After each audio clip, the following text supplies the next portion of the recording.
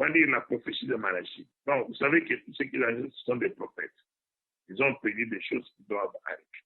On va lire Malachie 4. Nous allons lire à partir du premier verset. Et nous allons nous arrêter au verset 3. Malachie 4, premier verset.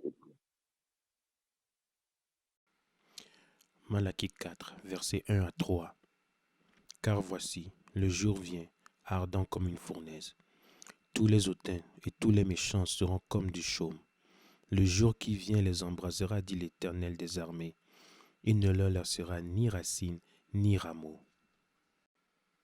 Mais pour vous qui craignez mon nom, se lèvera le soleil de la justice et la guérison sera sous ses ailes. Vous sortirez et vous sauterez comme les veaux d'une étable. Et vous foulerez les méchants, car ils seront comme de la cendre sous la plante de vos pieds au jour que je prépare, dit l'Éternel des armées.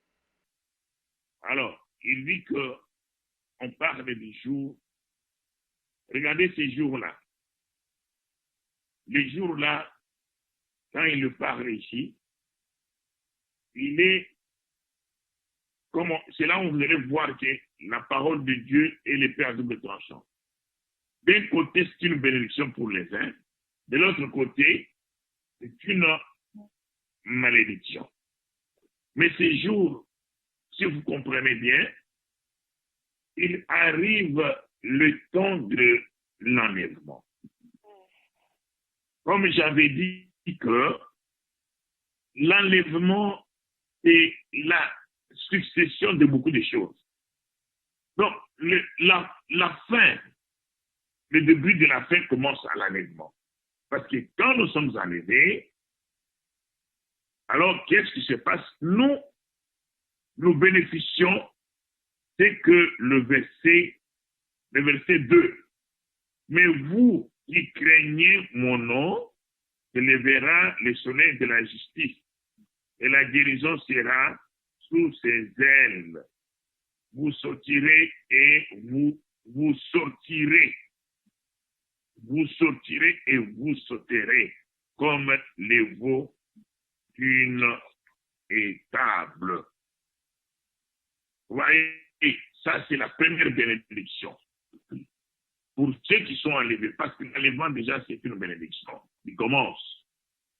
Maintenant, écoutez, et nous allons bénéficier aussi, avant qu'on aille au verset 3, regardez le verset 1.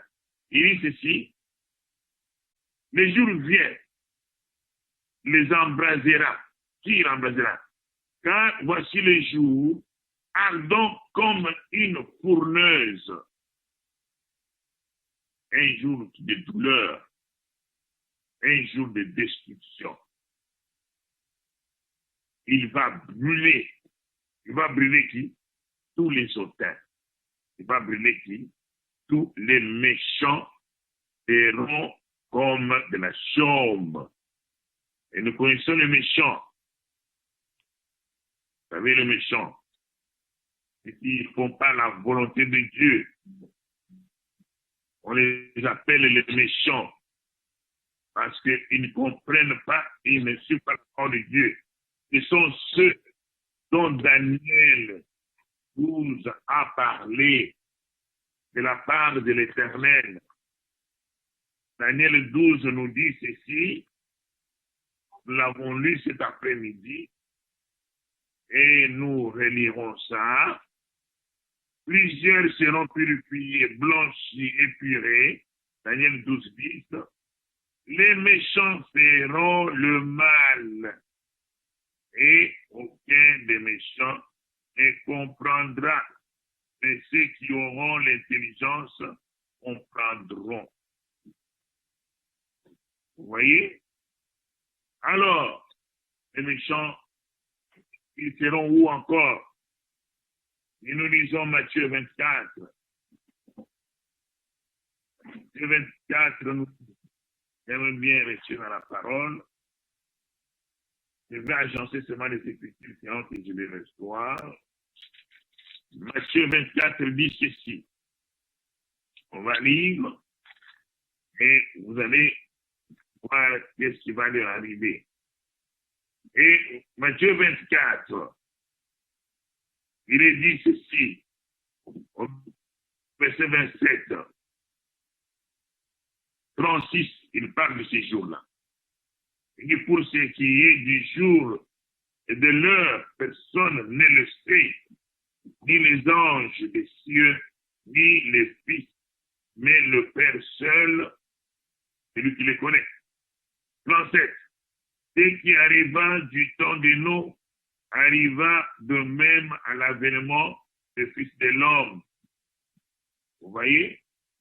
Maintenant, on décrit ce que les méchants faisaient. Car dans les jours qui précédèrent le déluge, les hommes mangeaient et buvaient et se mariaient et mariaient leurs enfants jusqu'au jour où Noé entra dans l'arche. Et ils ne se doutèrent de rien jusqu'à ce que le déluge vint et les emporta tous. Il en sera de même à l'avènement du Fils de l'homme. Vous voyez? Ce qui est réservé aux méchants. Maintenant, il y a une partie qui est réservée à ceux qui craignent Dieu. Alors, deux hommes qui seront dans un champ, l'un sera pris. Allez, celui-là, il craignait Dieu. Il est pris. Regardez, l'autre sera laissé. Vous voyez ça? C'est ce qui va arriver. La première bénédiction. Maintenant, regardez bien ce qu'il y a fait. Verset 3. Et vous foulerez les méchants, car ils seront comme de la cendre sous la plante de vos pieds, au jour que je prépare, dit l'Éternel des armées. Vous foulerez le méchant. Ça veut dire quoi?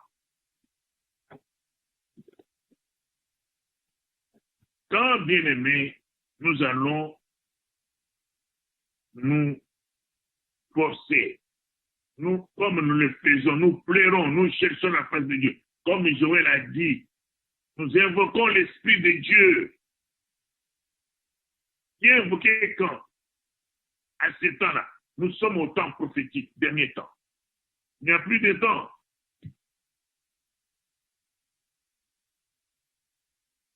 Quand l'Esprit de Dieu sera non.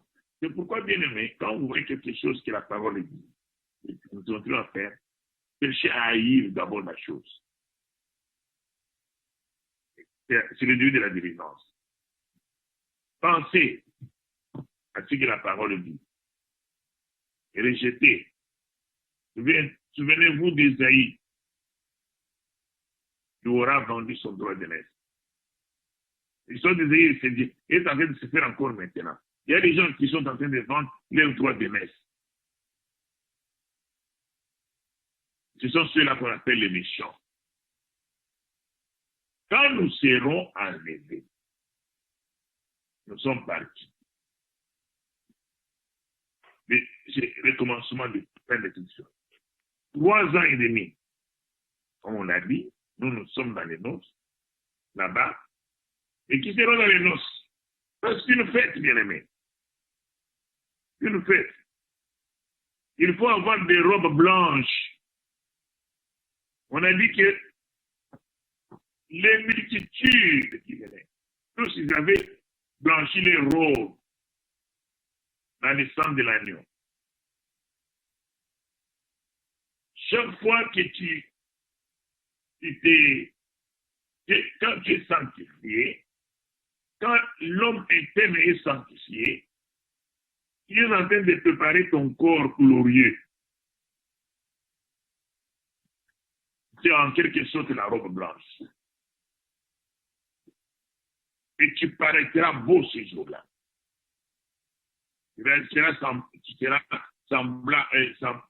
ressembleras à l'Éternel. Parce que tu seras le Fils de Dieu. Quelle bénédiction, bien-aimé.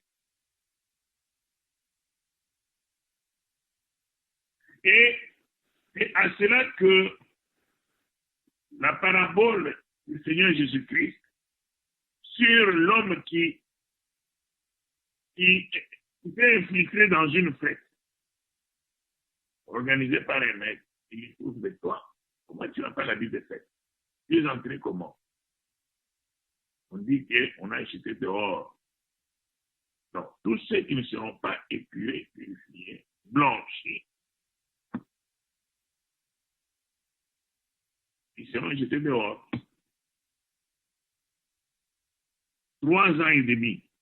Quand nous descendons maintenant, après 3 ans et demi, pendant que nous sommes là, qu'est-ce qui se passe sur terre? La grande tribulation. Nous allons voir avec vous combien Dieu répète ça. Dieu revient sur ça plusieurs fois. Chaque apôtre et chaque prophète a prophétisé sur la grande tribulation. Pourquoi Dieu fait ça? Dieu a averti. Abraham, je vais détruire Sodome et Gomorrhe. Le malheur de ce peuple est monté jusqu'au mort. Ah! Dieu avertit toujours. Et regardez avec Israël. Avant que Babylone vienne prendre Israël, tomber sur Israël, on a averti Israël. Dieu a envoyé ce prophète. Averti. Ils se retournent de leur mal. Mais ils n'ont jamais compris. Et Dieu, qu'est-ce qu'il a fait? Il les a livrés dans les mains des rois de Babylone. C'est ce qui se passe. Maintenant, Dieu reste le même hier, aujourd'hui, demain. Et aujourd'hui, Dieu nous avertit aussi de la même manière. Et mon père, vous savez ce qui s'est passé à ce temps-là? Oui, ça va se passer encore à ce temps. Les gens sont morts. C'est ce que ça veut dire. Les gens sont morts, échappés à la mort. Il dit, je mets devant vous la vie et la mort, et moi je dis de choisir la vie. C'est pourquoi nous devons haïr le péché, haïr le monde.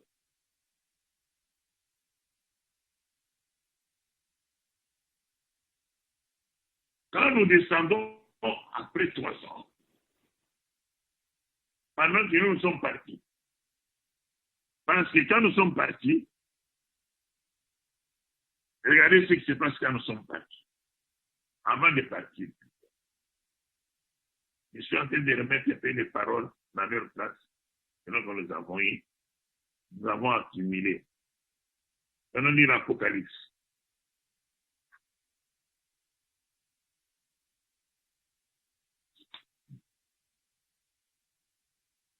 On va lire l'Apocalypse 12. Alors, l'Apocalypse 12 nous dit ceci. Pour le moment,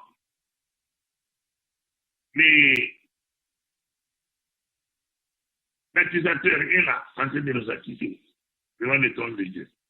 Mais quand il sera précipité, lui, il est précipité, alors, parce que, comment puis-je expliquer ça? Dieu,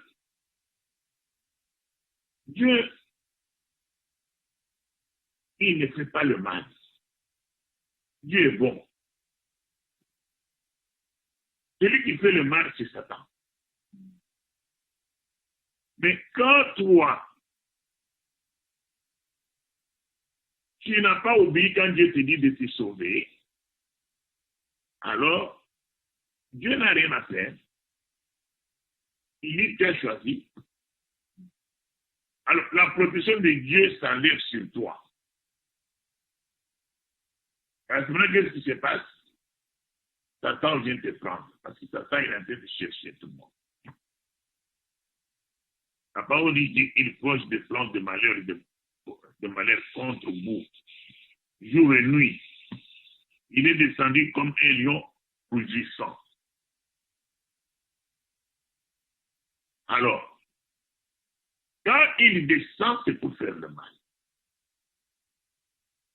Maintenant, voilà, Dieu nous emmène. C'est ce qui se passe.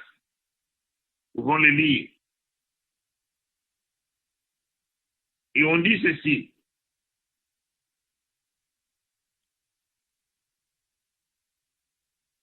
« 12-10. Gloria, tu peux me lire pour que je...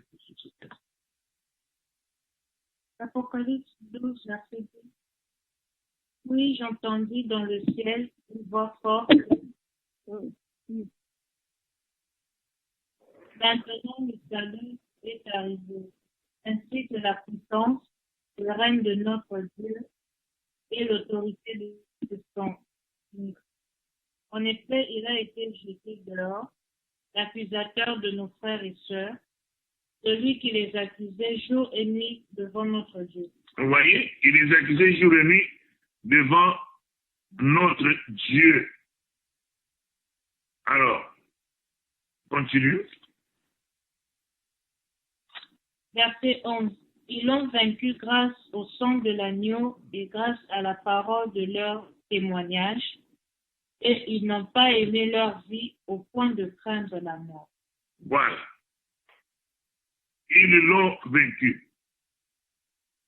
On va les vaincre par, à cause du sang de l'agneau et de la parole de notre témoignage. Et 12 que suivi. C'est pourquoi réjouis-toi, ciel, et vous qui habitez le ciel. Alors, ciel et vous qui habitez le ciel, parce que quand on dit que le salut est arrivé, c'est-à-dire que quand le salut est arrivé, c'est-à-dire que les enfants de Dieu sont déjà là-bas enlevés. Continue. Mais malheur à vous, Ah. habitants de la terre et de la mer, Amen. quand Et- le diable est descendu vers vous, animé d'une grande colère, sachant qu'il me reste peu de temps. Vous voyez? Ça, c'est les jours de malheur qui arrivent. C'est lui qui vient créer ces jours de malheur-là. Parce que Dieu enlève sa protection. Alors, on nous dit maintenant comment ça va se passer. 13. Quand le dragon vit qu'il avait été précipité sur la terre, il poursuivit la femme qui avait mis au monde l'enfant mâle. OK. Mais les deux ailes du grand aigle furent données à la femme afin qu'elle s'envole au désert, vers l'endroit où elle doit être nourrie un temps, des temps et la moitié d'un temps. Amen. Loin du serpent. Plein de serpents. Ils expliquent comment ça va se passer. Bon, normalement, avec l'Esprit de Dieu, pour que vous ayez une bonne compréhension, ils auraient commencé par le verset 15. Le verset 15.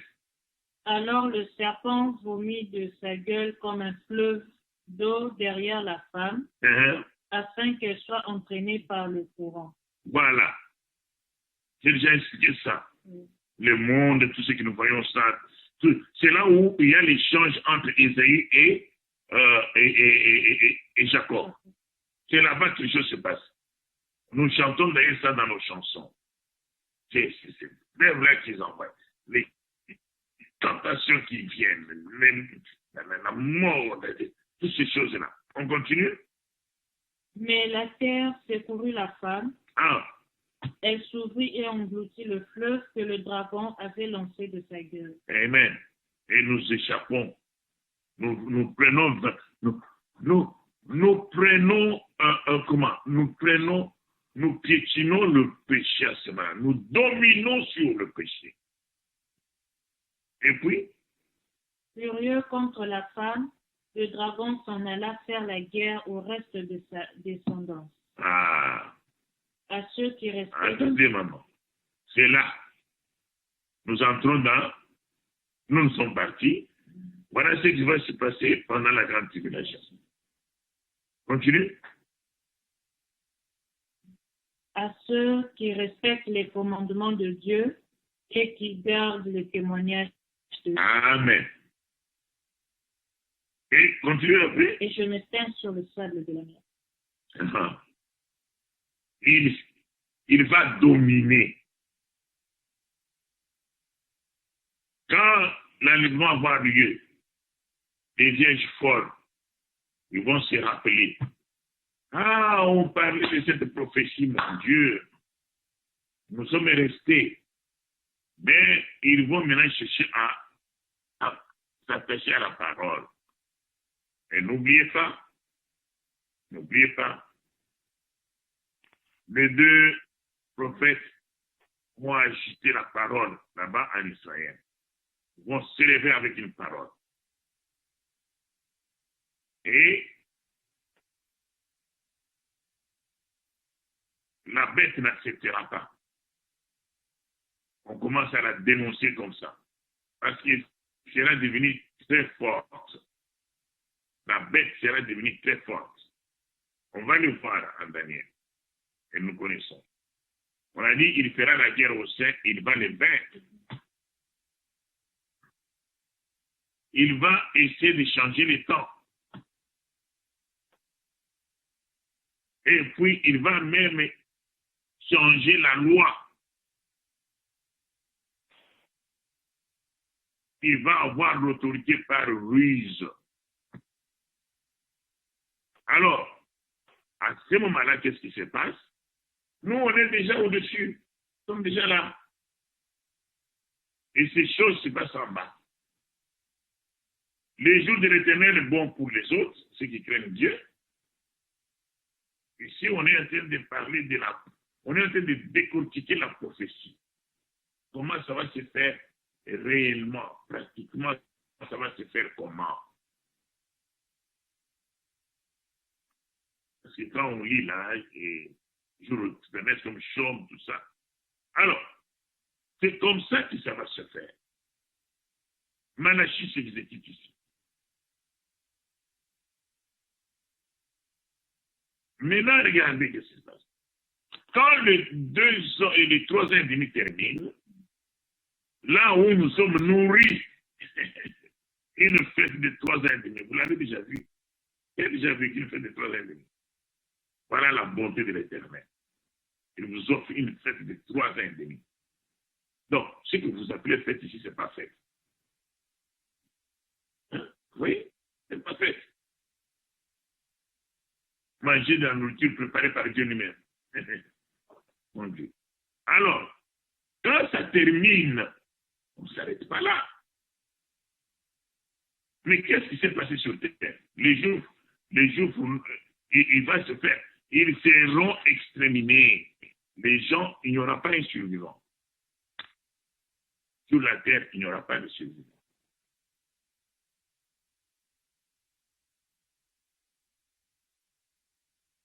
Tu crois à la parole de Dieu, on te tue pour se te sauver. Et on va te faire souffrir d'une manière atroce. Mais le méchant, lui, qui va rester, ceux qui vont vouloir, oui, il n'y a pas de choix. Vous devez toujours abandonner. Parce que si vous aimez la parole de Dieu, on vous tue. Si vous refusez la parole de Dieu, vous connaîtrez la mort. Dieu va vous. Donc, vous connaîtrez la mort. Dieu ne descendra pas. Tu es déjà sur terre. Vous savez, quand nous avons lu le 6e sceau, vous voyez que qu'est-ce que Dieu est descendu? C'est l'armée de la terre qui a tué les gens. C'est toujours les armées que nous voyons là, qui sont en train de se préparer. C'est ceux qui vont. On a dit qu'ils ont tellement fragilisé la terre, et ils vont. Ce sera terrible. On peut lire ça, bien. Nous allons lire.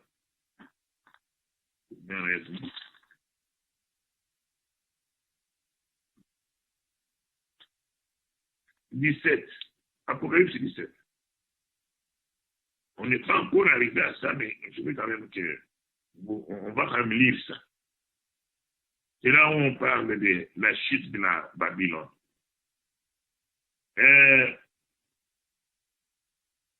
Lisons verset 16.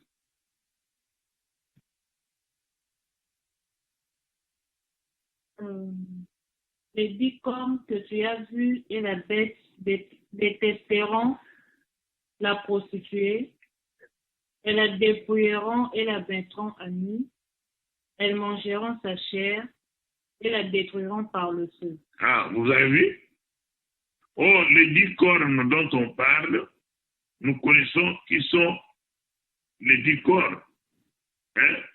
Ce sont des royaumes qui seront avec lui. Ils disent au 13, ils ont eux-mêmes des saints et ils donnent leur puissance et leur autorité à la bête.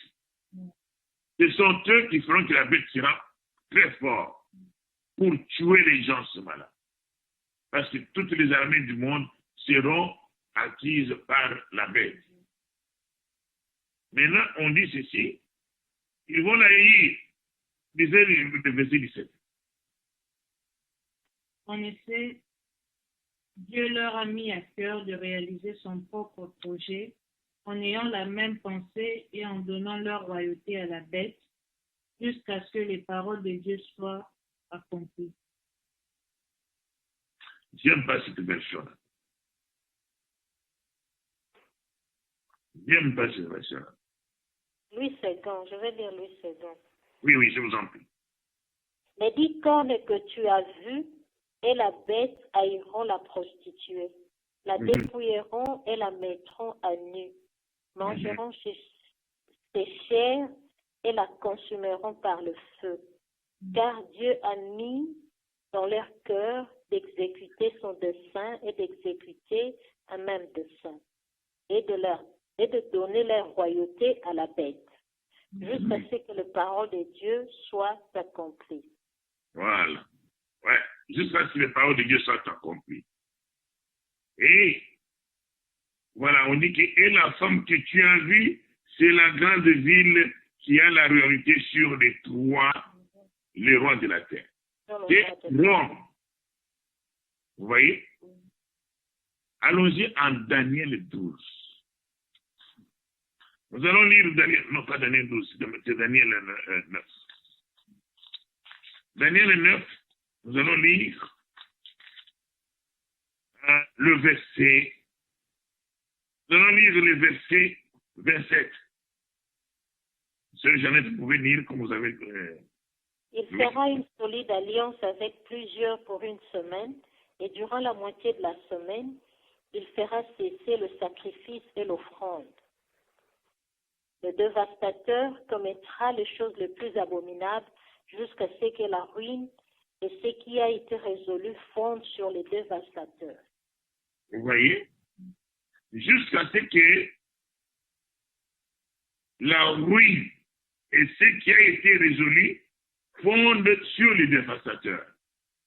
C'est ça qui est dit ici, que au verset 17 de l'Apocalypse 17, car Dieu a mis dans leur cœur d'exécuter son dessein et d'exécuter eux-mêmes le dessein et de donner leur royauté à la bête jusqu'à ce que les paroles de Dieu soient accomplies.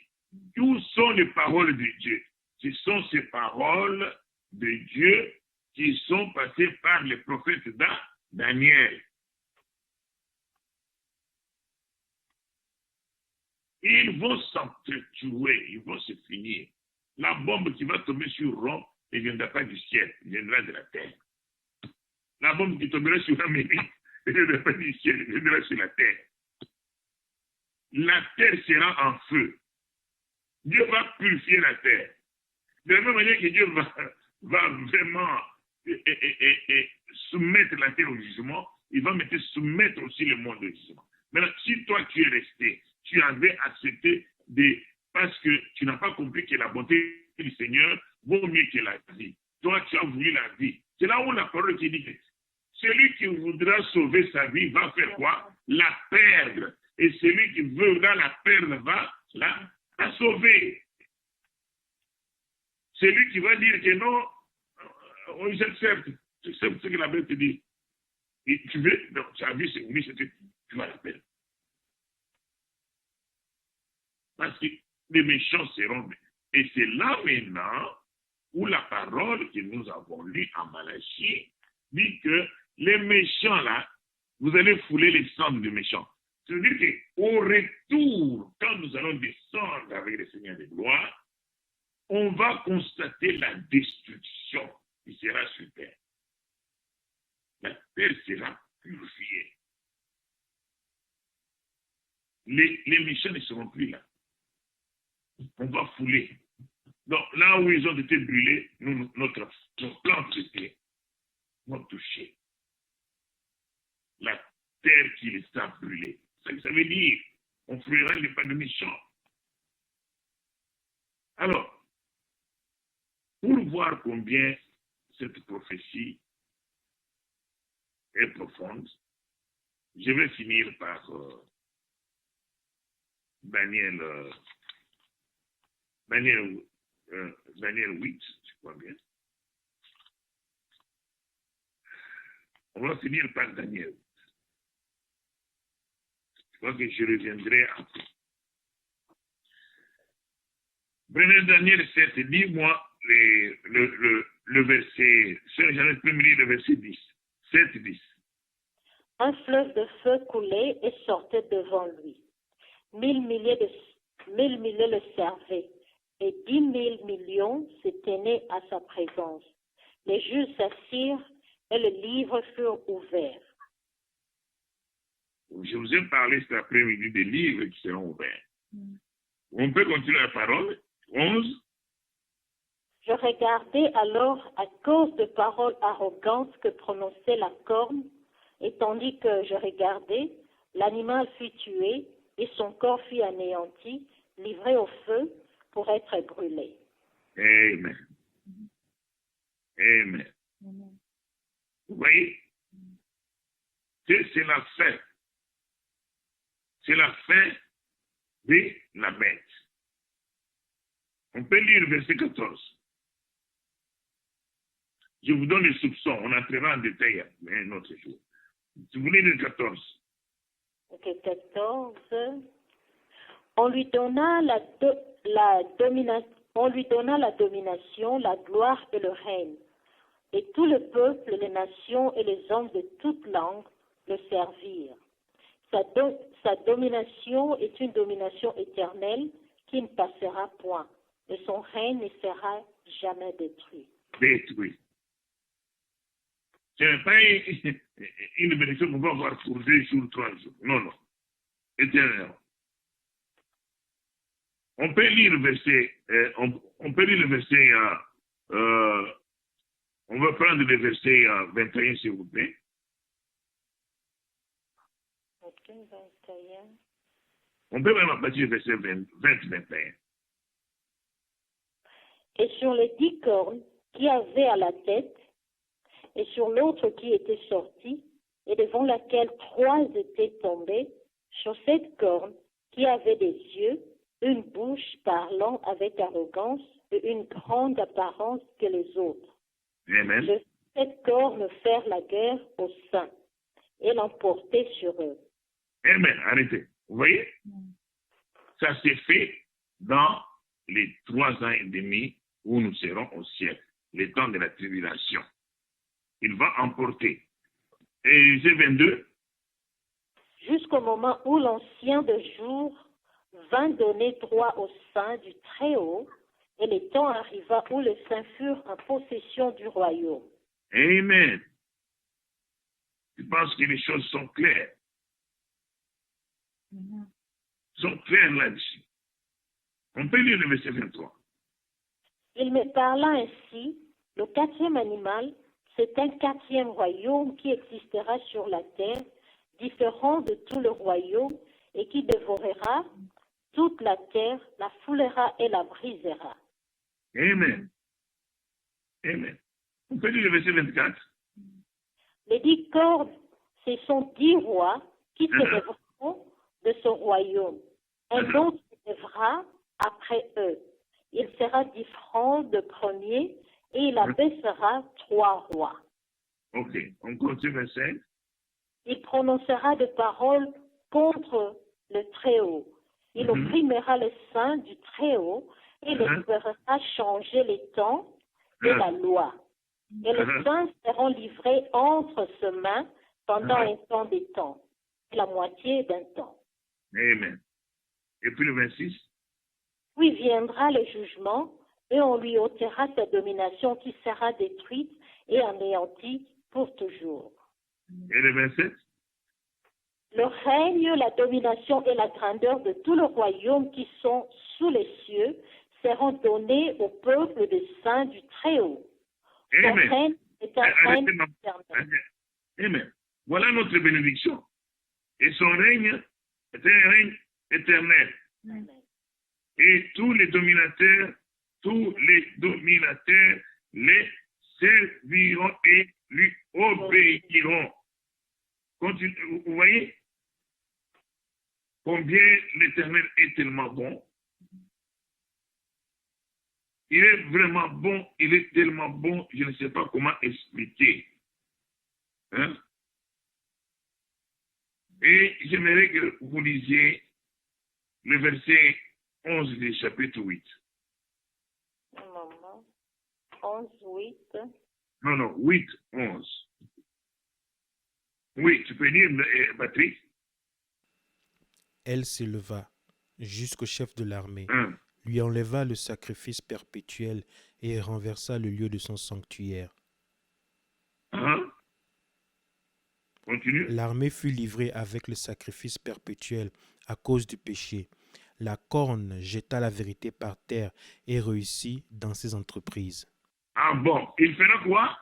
Jeter la vérité par terre. Vous voyez, quand je vous dis qu'il va changer la parole, nous avons vu déjà, il a déjà commencé à vouloir faire ce qu'il est en train de faire là. Hein? Alors, donc, ici, là, ce sont des choses qui se passent dans la grande tribulation. Alors, j'aimerais que vous me lisiez, Patrick, lisez-moi le verset 25. À cause de sa prospérité et du succès de ses ruses, il aura de l'arrogance dans le cœur. Il fera périr beaucoup d'hommes qui vivaient paisiblement. Il fera quoi? Périr beaucoup d'hommes. Périr. Ceux qui vont périr là, ce sont les vierges forts. Vous voyez? Là, moi, je ne veux pas prêcher. Je laisse la Bible prêcher. Continue. Et il s'élèvera contre le chef des chefs, mais il sera brisé sans l'effort d'aucune main. Amen. Dans l'effort d'aucune main, ils vont s'entendre là. Ils vont se tuer comme ce qui s'est passé au temps d'Israël, où les ennemis, Dieu a fait une confusion entre les ennemis. C'est ce que Dieu les réserve. Il est le même hier, aujourd'hui, demain. Continue. Et la vision des soirs et des matins dont il s'agit est véritable. Pour toi, tiens secret cette vision, qu'elle se rapporte à des temps éloignés. Amen. Pour notre temps ici. Bien-aimés, pour notre temps. Vous voyez comment nous sommes errés, les bien-aimés de Dieu. C'est pourquoi nous ne devons pas jouer avec la main. Aujourd'hui, je m'arrête pas ici.